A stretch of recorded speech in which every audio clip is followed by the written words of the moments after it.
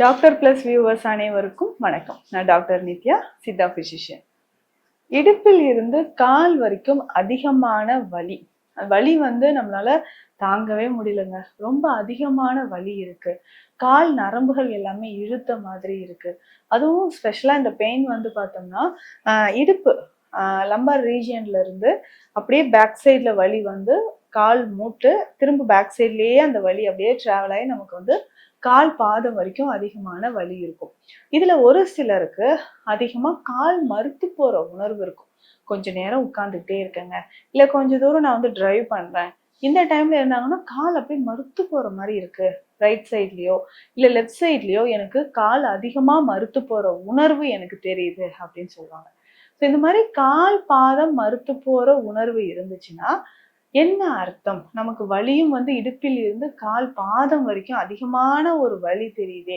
இதை எப்படி நம்ம சரி பண்ண போறோம்? இதற்கான ஒரு சிகிச்சை தான் என்ன அப்படின்றத நமக்கு தெரியணும். இது பேசிக்கா பாத்தீங்கன்னா சயாட்டிகா அப்படின்னு சொல்ற ஒரு பிரச்சனை. சயாட்டிகா அப்படின்னா சயாட்டிக் நர்வ் நமக்கு பாதிப்பு ஏற்படுத்தியிருக்கிறது. நர்வ் கம்ப்ரெஷன் இருந்தாலோ இல்ல இடுப்பு பகுதியில அதிகமான ஒரு இன்ஃப்ளமேஷன் ஏற்பட்டாலோ நமக்கு பாதிப்பு அதிகமாக இருக்கும். இதை சரி செய்யறதுக்கான வழிமுறைகள் என்னன்றதும் நம்ம தெரிஞ்சுக்கலாம். இடுப்பு பகுதியில அதிகமான அதாவது வெர்டிபிரால நமக்கு பாதிப்பு இருக்கு.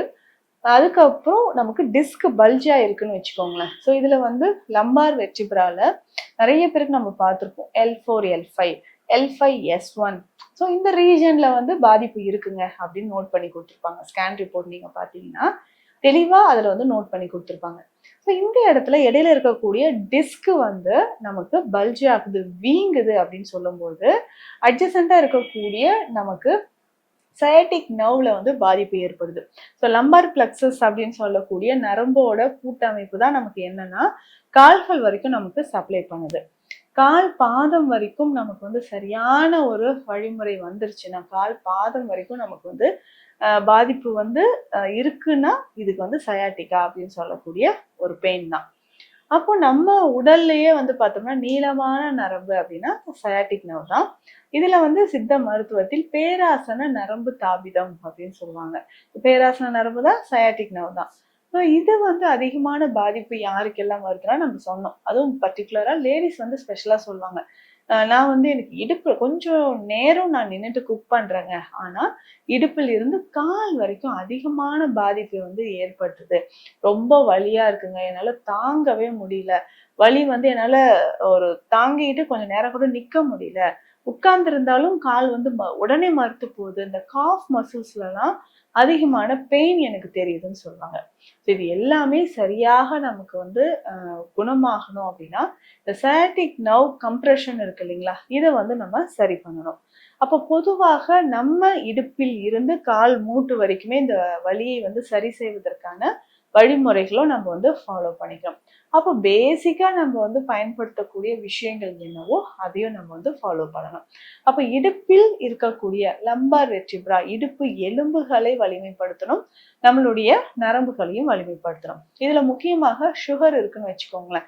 நிறைய பேருக்கு சுகர் கம்ப்ளைண்ட் இருக்கும். டயபெட்டிக் பேஷண்ட்ஸா இருந்தாங்கன்னா அவர்களுக்கு இந்த சயாட்டிக் நர்வ் அதிகமாகவே பிரச்சனைகளை உண்டாக்கும். கால் பாதங்களையும் மதமதப்பை ஏற்படுத்துதுன்னு சொல்லலாம். இல்ல ஒரு சிலருக்கு சுகர்லாம் கிடையாது, நரம்பு சம்பந்தப்பட்ட வலி மட்டுமே இருக்கு அப்படின்னு சொன்னாலும் அதற்கான சிகிச்சை முறைகளை நம்ம எடுத்துக்கணும். இதுக்கு பேசிக்கா நம்ம டிஸ்க் பல்ஜ் இருக்கு இல்லைங்களா, இதை சரி செய்யறதுக்கான வழிமுறைகள் என்னவோ, இப்போ நம்ம சர்ஜரி பண்றோமா இல்ல நம்ம சர்ஜரி இல்லாம இதை எப்படி நம்ம கியூர் பண்ண போறோம்? சித்த மருத்துவத்தில் இதுக்கு வழிமுறைகள் இருக்கான்னா நிச்சயமாக இருக்கு. ஸோ இதுல நம்ம சர்ஜரி இல்லாம வழிமுறைகள் என்னென்ன அப்படின்றத பார்க்கலாம். ஃபர்ஸ்ட் நம்ம பார்க்கக்கூடியது ஆயில் அப்ளிகேஷன், தொக்கண முறைகள் அப்படின்னு சொல்றோம். ஸோ தொக்கண முறைகள் அப்படின்னா இடுப்பு பகுதியில் இருக்கக்கூடிய எலும்புகளை வலிமைப்படுத்தக்கூடிய வழிமுறைகள். ஸோ இது எண்ணெய் நம்ம ஆயில், ஸோ மெடிக்கேட்டட் ஆயில் அப்படின்னு சொல்லுவாங்க, தைல வகைகள். இதை இடுப்பு பகுதியில இருந்து கால் வரைக்கும் நல்லா அப்ளை பண்ணிட்டு கொஞ்சம் கொஞ்சமாக இதுக்கு வெந்நீர் ஒற்றடம் நம்ம கொடுத்துக்கிட்டே வரணும். ஸோ இதை பயன்படுத்தும் போது நமக்கு இடுப்பில் இருக்கக்கூடிய வலியோ இல்ல கால் பாதம் வரைக்கும் இருக்கக்கூடிய வலி நமக்கு குறைய ஆரம்பிக்கும். இதுல முக்கியமாக தைல வகை அப்படின்னு பார்த்தோம்னா வாத நாராயண தைலம் நமக்கு பயன்படுது. காய திருமேனி தைலமும் பயன்படுது. ஸோ 2 ஆயில ஏதாவது ஒண்ணு வந்து நம்ம நல்லா அப்ளை பண்ணிட்டு அதுக்கப்புறம் வெந்நீர் ஓட்டடம் கொடுத்துட்டே வரலாம். ஸோ இன்டர்னலா உள்ளுக்கு நம்ம கவனம் செலுத்தி சாப்பிடக்கூடிய விஷயங்கள் அப்படின்னு பார்த்தோம்னா பிரண்டை. ஸோ இந்த பிரண்டை அப்படின்னு சொல்லும்போது வஜ்ரவள்ளி பெயர். ஸோ அந்த மாதிரி இந்த பிரண்டையை சாப்பிடும்போது உடல் வந்து வஜ்ரம் மாதிரி வைரம் மாதிரி நமக்கு இருக்கும். அந்த அளவுக்கு சக்திகளும் நமக்கு கிடைக்கும். எலும்புகள் சம்பந்தப்பட்ட மூட்டுகள் சம்பந்தப்பட்ட பிரச்சனைகள் வந்து சரியாவதற்கு நம்ம வந்து பிரண்டையை பயன்படுத்தலாம். ஸோ இதனோட முக்கியமாக பார்த்தோம்னா வேலிப்பருத்தி நம்ம உணவில் பயன்படுத்தணும். அதே சமயம் மருந்தாகவும் நமக்கு வேலிப்பருத்தி பயன்படுது. ஸோ இதை பயன்படுத்தும் போது வாதம் சம்பந்தப்பட்ட விஷயங்கள் நம்ம உடல்ல இருந்து வெளியேறும். ஏன்னா வாதம் இருந்தாதான் நமக்கு வந்து இந்த பெயினே வருதுன்னு நம்ம சொன்னோம். அப்போ வாதம் குறைவதற்கு முதல்ல நம்ம வந்து வேலிப்பருத்தியை வந்து கஷாய பொடி மாதிரியோ இல்ல பவுடர் ஃபார்ம்லயோ நம்ம தண்ணீர்ல கலந்து எடுத்துக்கிட்டே வரும்போது வலி நமக்கு குறைய ஆரம்பிக்கும். ஸோ இதனோட சேர்த்து நம்ம என்ன பண்ணலாம், நம்ம சித்த மருத்துவத்தில் இன்னும் ஸ்பெஷலான சில வகையான மருந்துகள் இருக்கு. இதையும் நம்ம வந்து ஃபாலோ பண்ணிக்கலாம். அதுல முக்கியமா பார்த்தோம்னா குறுந்தொட்டி சூர்ணம் மிக சிறந்த ஒரு மூலிகை மருந்தாக இருக்கு. ஸோ நம்பர் 1 அப்படின்னு பார்க்கும்போது குறுந்தொட்டி சூரணத்தை நம்ம பயன்படுத்திக்கலாம். இதனோட சேர்த்து நம்ம என்ன பயன்படுத்தலாம்னா அஸ்வகந்தா சூர்ணம். ஸோ இந்த அஸ்வகந்தான்னு சொல்ற விஷயம் உடலுக்கும் மற்றும் நரம்பு தசைகளுக்கும் வலிமை சேர்க்கக்கூடியது. அப்போ இந்த பேராசல் நரம்பு தாவிதம் இருக்குன்னு சொல்றவங்க நம்ம ரெகுலரா இந்த அஸ்வகந்தா சூரணத்தை பயன்படுத்தும் போதும் இடுப்பு சம்பந்தப்பட்ட வலிகள் நமக்கு குறைய ஆரம்பிக்கும். மெயினா இந்த சயாட்டிகா பிரச்சனைக்கான தீர்வு அப்படின்னு பார்க்கும்போது இந்த ஒற்றட முறை நமக்கு பயன்படுது. ஸோ இதுலயுமே வந்து பார்த்தோம்னா தினம்தோறும் நம்ம கற்றாழை சாறு பருகலாம். இந்த கற்றாழை சாறு அப்படின்னு சொல்ற விஷயம் நரம்புகளுக்கு வலிமை சேர்க்கக்கூடியது. அடுத்ததாக இந்த கீரை வகைகள் மற்றும் வெஜிடபிள்ஸ் கொடி வகைகள்ல இருக்கக்கூடிய காய்கறிகளை நம்ம பயன்படுத்தும் பொழுது அதிக ஆற்றலும் கிடைந்து வலியானது நமக்கு குறைய ஆரம்பிக்கும்.